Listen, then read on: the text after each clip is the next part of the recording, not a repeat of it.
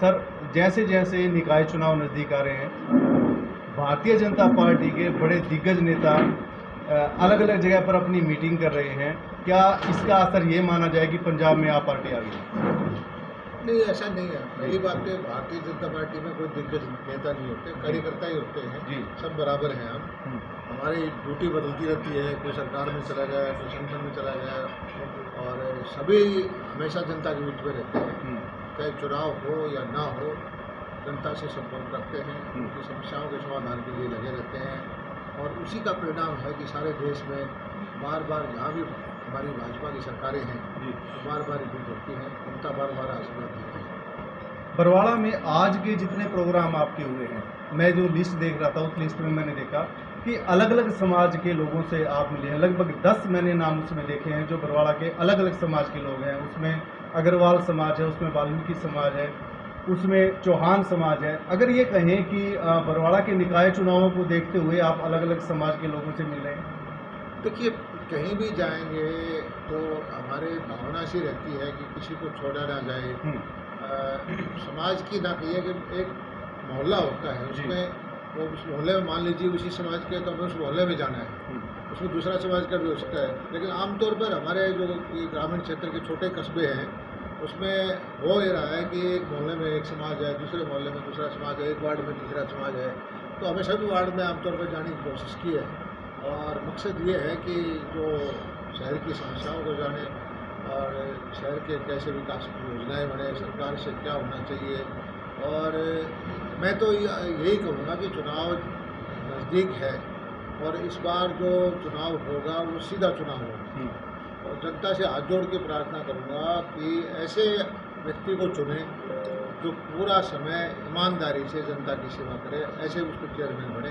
क्योंकि local body में होता ये रहा है कि पार्षदों के द्वारा चुनने में आधा समय जो चेयरमैन बनता है उसका जोड़ तोड़ में चला जाता है। तो उस व्यवस्था को इस बार हमने बदला है।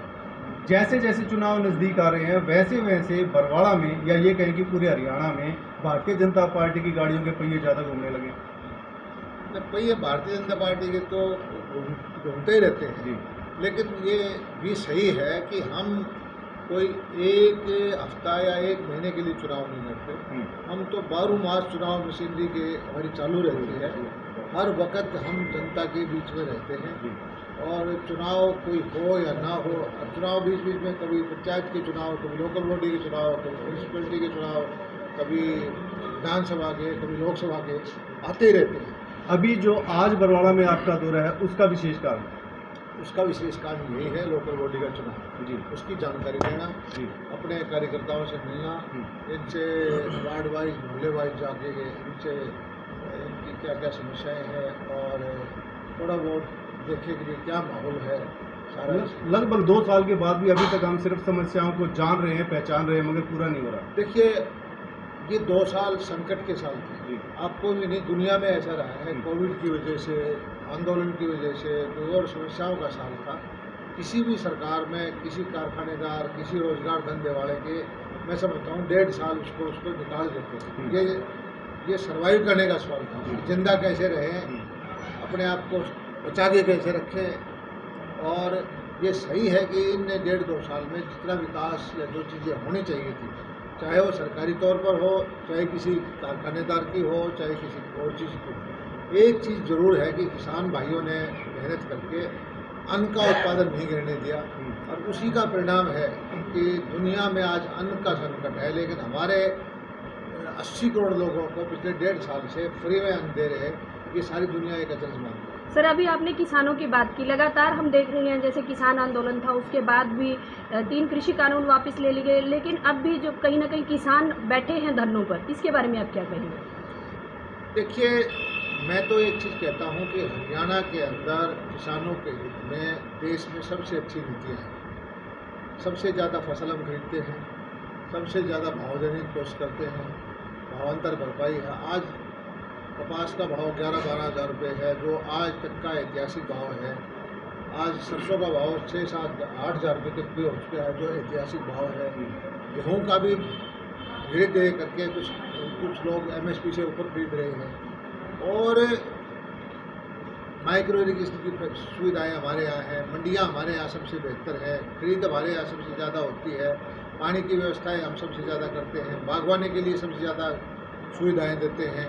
किसान को, बागवानी का किसान को बीज से लेकर उसके आखिरी बाजार तक की है, तरह तरह की सुविधाएं हैं। पॉली हाउस पे है, नेट हाउस पे है, माइक्रो इरिगेशन पे है, बीच में उसका बीमा है, फिर उसकी भावांतर भरपाई योजना है। कोई वजह नहीं है कि हरियाणा के अंदर किसान आंदोलन हो। और अब मैं तो एक कृषि मंत्री हूँ, मैं ये कहता हूँ कि किसी प्रदेश में किसी विषय पर किसानों से संबंधित हमारे से अच्छी नीति है तो हमें दें, हम लागू कर देंगे। लेकिन दुर्भाग्य से हमारे यहाँ रणभूमि बढ़ा दिया गया, झगड़ा कहीं और का था, हमारे बॉर्डर रोक दिए गए, 1-1.5 साल तक हमारा विकास बाधित रहा, बहादुरगढ़ में, कुंडली में, टोलों में बंद रहा। और कुछ लोगों को, खासकर कांग्रेस को, भ्रम हो गया था कि किसानों के कंधे पर बंदूक रख के वो अपनी राजनीतिक रोटियाँ सेक लेंगे। मैं तो धन्यवाद करता हूँ भारत के मतदाता को, किसानों को, कि उन्होंने जो नतीजे दिए हैं उसको कांग्रेस को समझा दिया कि राजनीति करें तो जनता की सेवा करके करें, किसान के नाम पर करने की जरूरत नहीं है। किसान की जो गरीब हालत है, खराब हालत है, वो उनके शासन की वजह से है। जब से पंजाब के चुनाव का रिजल्ट आया है, वहाँ सरकार बदली है, आप पार्टी आई है, और अभी प्रेजेंट में जो हरियाणा में ऐसा लग रहा है कि 2024 की तैयारी भाजपा और बाकी सारी पार्टी अभी से तैयारी शुरू कर दी है। कहीं उसी के दौरान आपके ये सारे दौरे तो नहीं चल रहे हैं? नहीं, मैं तो रहता ही फील्ड में हमेशा, दौरे चलते रहते हैं। हमारी पार्टी के कार्यकर्ता भी हमेशा ही जनता के बीच में रहते हैं। आम आदमी पार्टी का अभी हरियाणा में कोई वो है नहीं। मैं समझ सकते हैं कि 2024 की तैयारी अभी की जा रही है। केजरीवाल जी मेरे क्षेत्र से रहने वाले हैं, भिवानी जिले के हैं जी। शिवानी का मैं हूँ, शिवानी के वो है, एक ये हल्के से है। मुझे उम्मीद थी कि वो धरती पुत्र है, यहाँ का अन्न जल खाया है, इस प्यासी धरती को जो एसवाइल का पानी 30-40 साल से हम इंतजार कर रहे थे कि वो इतना तो घास करेंगे, देंगे।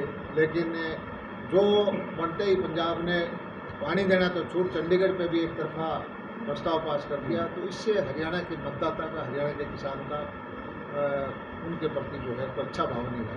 आप जिस टाइम कणक की बिजाई हुई थी उस समय एक संकट गहरा आया था खाद का, और अभी फिर जो कपास की बिजाई होनी है तो उसकी समस्या से निपटने के लिए किस प्रकार की तैयारी? देखिए, मैं तो आंकड़ों पे बोलता रहता हूँ। पिछली बार कोविड की वजह से ये सही है कि जो कैरिफ शुरुआत में खाद थी उसकी कमी थी, यूरिया की भी, डीएपी की, और उसकी वजह यह है कि सारा खाद, डीएपी तो सारा ही विदेश से आता है 70-80%, और ये पेट्रोलियम प्रोडक्ट है। बाहर से आने में, बढ़ने में कमी होगी, बाहर से किराए बढ़ गए, और जो हम डीएपी का यहाँ 1250 का कट्टा देते हैं, 3200 रुपये मिला के दिया है। यूरिया का जो 300 रुपये का कट्टा है, 4-4 हज़ार रुपये मिला के हमने दिया।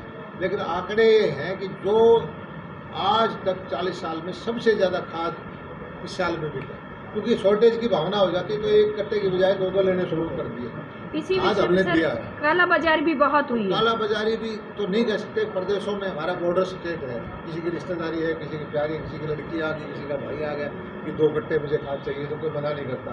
तो इस तरह से इंटर स्टेट भी जाता रहा। लेकिन हमने मैंने यही कहा था कि 2 दिन 4 दिन आगे पीछे हो सकता है। एक भी किसान ये नहीं कहेगा कि मुझे खाद की वजह से मेरा उत्पादन कम हो गया, मुझे खाद नहीं मिली। अभी भी हमारे पास यूरिया का पर्याप्त भंडार है, लगभग 2.25 लाख मीट्रिक टन यूरिया मेरे पास आज स्टॉक में है। 50,000 के आसपास मेरे पास डीएपी है, एनपीके है, एसएसपी है। खाद की कोई संकट नहीं होने देंगे। ये जरूर है कि खाद को ज़्यादा अत्यधिक मेरे किसान भाई ना डालें। ज़्यादा खाद डालने से धरती खराब होती है, उत्पादन नहीं बढ़ता है और आपकी लागत बढ़ती है। किसान आंदोलन के दौरान लगभग 1 साल के दौरान लगभग 600 से 700 किसानों की मौत हुई है, या ये कहें कि शहीद हुए। क्या सरकार उनके लिए कुछ करेगी?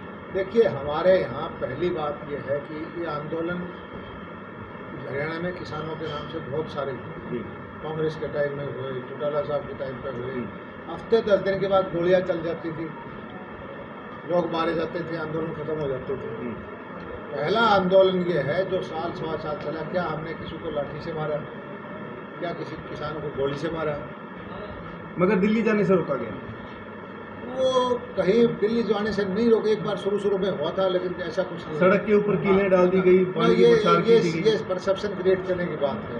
सर ऐसा है कि आप उसका दूसरा पहलू देखो कि जिंदगी में ऐसा आंदोलन हमने नहीं देखा कि जनता के चुने हुए प्रतिनिधियों को कहे कि आपको गांव में नहीं जाने देंगे, आपको इस सड़क से नहीं गुजरने देंगे। ये तो उसके बाद स्थिति पैदा हुई, शुरू से सारा साल ये तक खो दी गई हमने उसके बाद स्थिति पैदा हुई ये कि जो गाँव में है नहीं जाना। ये 1 दिन या 2 दिन की बात थी। आंदोलन चला है 1.5 साल तक। 1.5 साल तक जो लाल किले पर हुआ, जो संकट आया, जिस ढंग से मैं कहता हूँ कि भारतीय जनता पार्टी के शीर्ष नेतृत्व ने जो संयम दिखाया कि पहली बार है इतने लंबे आंदोलन के बाद भी किसी उसके ऊपर हाथ नहीं उठाया, किसी को लाठी नहीं मारी, किसी को गोली नहीं मारी, किसी को हमारी उससे पुलिस के उससे कोई मौत नहीं। उसके बावजूद भी हरियाणा के किसानों को हमने, जो हमारे पास लिस्ट आई है, 70% को 5-5 लाख रुपये दिए गए हैं। दे दी।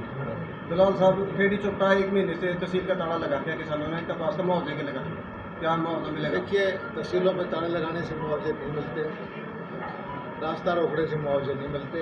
कागज़ दें मुझे, जो मैंने तो कल ही पोर्टल चालू किया है कि आने वाले वक्त में हमारे जो किसान अपनी फसल का खराब होगा तो खुद चढ़ाए, बीमा के वाला किसान है तो खुद चढ़ाए, वो खुद बताए कि मेरी फसल यह आज खराब हो गई है, हम उसकी जाके जांच कराएंगे, हम उसके वकील बनेंगे।